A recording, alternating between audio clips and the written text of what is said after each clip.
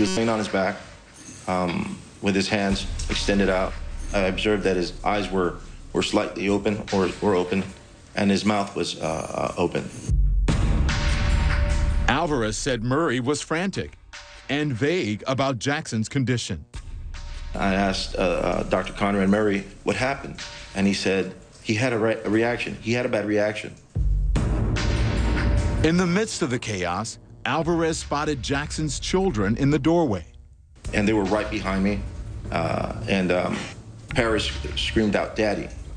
Dr. Conrad Murray said, "Hurry, don't let them see their dad like this." We heard about Paris breaking down. Very powerful visual. That's one idea. Jim Moret is chief correspondent for Inside Edition. From the perspective of a juror and as a parent, can you imagine seeing your own father lying there, most likely dead, with his eyes wide open? We have a gentleman here that needs help, and he's not breathing yet. He's not breathing, and we're trying to pump him, but he's not. Okay, how did he? Finally, at 12:22 p.m., Alvarez called 911. These observations. As they waited for an ambulance, Murray asked Alvarez for more help. He reached over and grabbed a handful of vials, and then he reached out to me and said, "Here, put these in a bag." When paramedics arrived, Murray withheld critical information. Did Dr. Murray ever mention to you having administered propofol to Michael Jackson? He never mentioned the word propofol. Not mentioning propofol, not keeping medical records, throwing vials in bags. The prosecution was painting a picture of a doctor with plenty to hide. By day 6, D.A. Walgren would also make clear that Murray may have been distracted. My name's Nicole Alvarez. Michelle Bella. Sade S. 3 women described as Murray's girlfriends. Sometime in 2000. One, Nicole Alvarez, had a son with Murray and even once met his famous patient. And how did it come about that you got to meet Michael Jackson? I'm still trying to figure that out myself. Why is that? What is confusing about it? Because it's Michael Jackson. It makes it sound like this is part of his game. Hey, I'm gonna take you over to meet Michael Jackson. It made him sound like a cad. Instead of having his eyes on his patient, he's got his eyes on all these women that you see, all these beautiful women. On the day of Jackson's death, records show that Murray talked to all 3 women. In fact, prosecutors say he was on the phone for 47 minutes during the exact time he should have been carefully monitoring his patient. A patient to whom Murray supplied a deadly stockpile of drugs. 2 bottles of lorazepam, lidocaine bottle. And on day 7, D.A. Walgren added into evidence each vial and bottle found at Jackson's house. Flumazenil. 1. Ephedrine. After 20 milliliter propofol bottles. Another. Bag. Removing the contents. He was previously each individually. To take a patient with Valium, lorazepam, midazolam, and propofol, and to leave them unattended in that state is medical abandonment.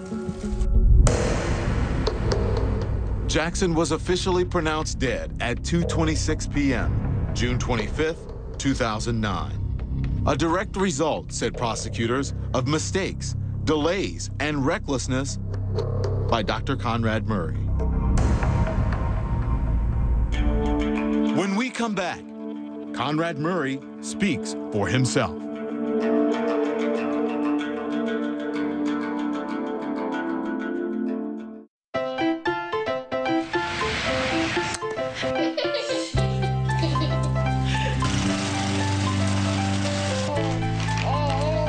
Life insurance from New York Life can help your family keep good going. Are your knives making food prep harder than it should be? Hey, Ming Tsai with the Aero knife, light as air, cuts like a razor, and food slides right off.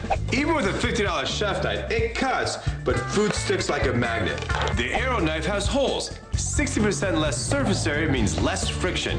It cuts twice as smooth, and food doesn't stick. You want to cut the cheese? With an ordinary knife, you have to push hard, and cheese sticks to the knife. With an Aero knife, no force, strength, or pressure, and the cheese falls right off. The blade is precision cut stainless steel, tough enough to hack up this 2x4, yet sharp enough to half a tomato. For poultry, it's the best. You get a clean, smooth cut each and every time, all the way through. These are boiled potatoes. Watch this. With an ordinary knife, it crushes the potato. It sticks to the blade, it makes a mess. But with the Aero knife, less surface area, almost nothing sticks to the blade. Perfect slices every time. It's even tough enough to cleanly cut this New York strip without sticking. You've got to try to believe it. The slices so thin you can even read a newspaper through them. The Aero knife normally sells for $50, but order right now, I'll cut the price to $10. And for a limited time, you can double your order and get a second Aero knife. Plus, you can also get the world famous knife sharpener, the Edge of Glory, to keep your Aero knives razor sharp. You can get it all, 2 Aero knives and the Edge of Glory, for the incredible TV price of $10. Call 1-800-921-8303. But hurry and get a special offer on a second Aero knife and Edge of Glory knife sharpener with all of today's orders. But you must call now. 1-800-921-8303. That's 1-800-921-8303. Call now. 1-800-921-8303. What happens when Anderson Cooper puts the day's top issues on the table? Should Americans die for this? Why is it that we can't get off this straw man? George Zimmerman, this is a person who can be explosive. AC 360 later. A new take at 10 o'clock tomorrow. Can't believe we're doing this. Should we take the cord? Don't you live next door? We do, but this isn't what it looks like. Really? Because it looks like you're trying to borrow my Time Warner cable. We just got Fios thinking it was the best network, but where's all the HD? With Time Warner cable, you get the network with more HD than Fios. More HD channels than Fios. This is Time Warner Cable. Call 1-855-1-TWC to get TV, internet, and phone for as little as $79.99 a month. Ask how you can upgrade and get a $300 Visa reward card. Time Warner Cable. Enjoy better.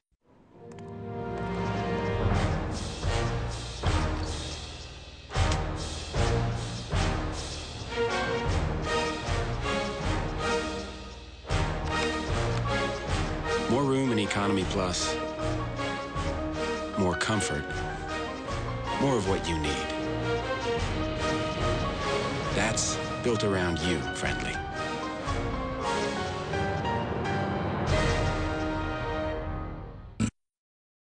I'm Erin Burnett. This is CNN.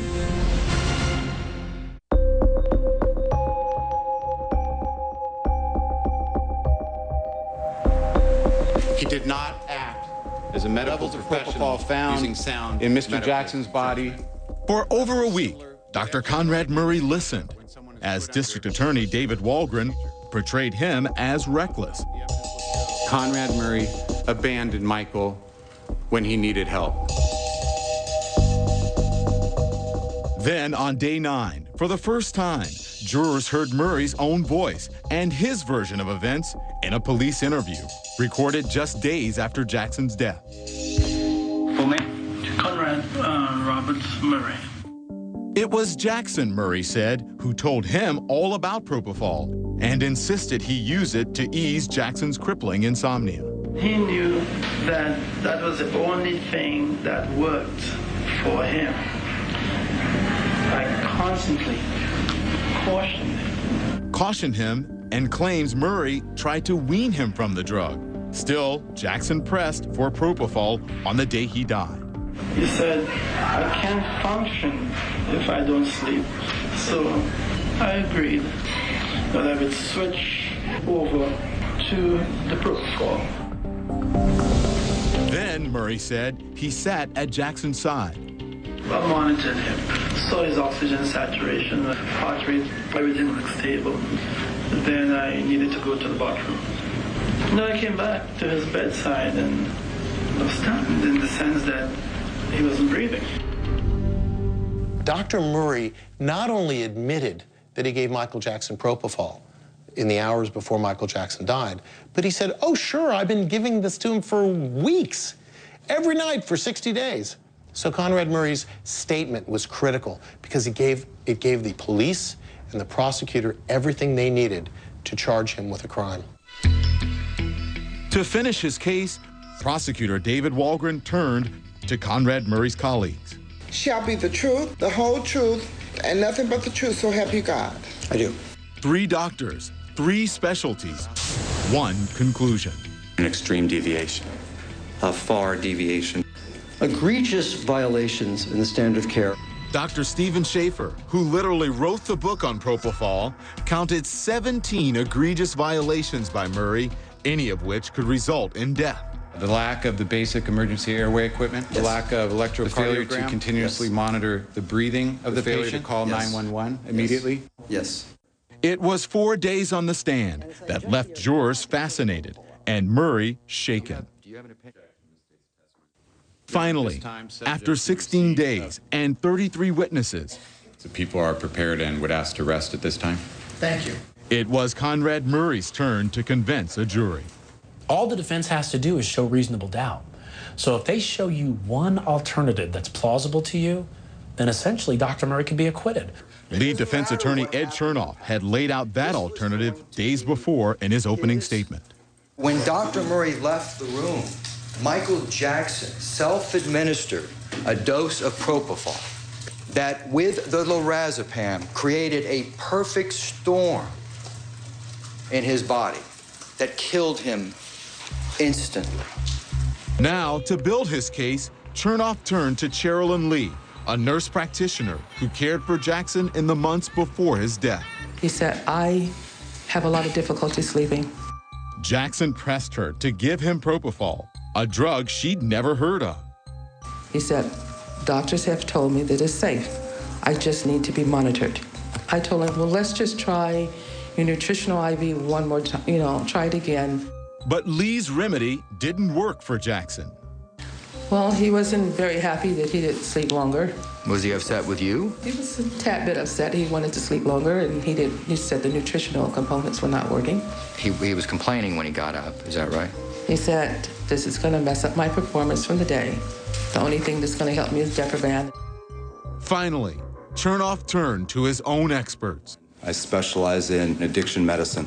Dr. Robert Waldman reviewed records from Jackson's dermatologist.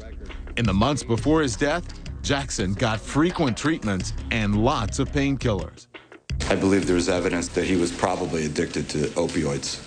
For the Jackson family, they were hard words to hear. And they sat in that courtroom and listened to testimony that their son and brother was a drug addict. And often they had to leave, but they were always there the next day. The addiction, the insomnia, the desperation were so great, said Dr. Paul White, that Jackson swallowed powerful pills by the handful. It would be my guess that Mr. Jackson may well have taken 3 or 4 pills at a couple of different times. Then White, a renowned anesthesiologist, demonstrated how he thought Murray administered propofol.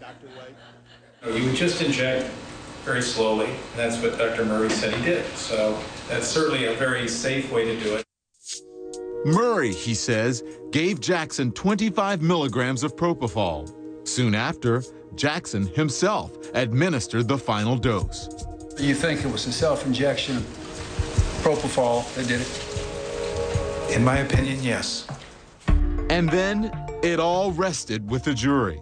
One charge, one man dead, and another man's freedom in the balance. The tension in this case is at a fever pitch. What's on the line in all of this? Dr. Murray could go to jail for 4 years if he's found guilty. On the prosecution side, and especially for the Jackson family, it's, will Michael Jackson get justice? Will there be someone held accountable for what happened to this man? And we're following the breaking news this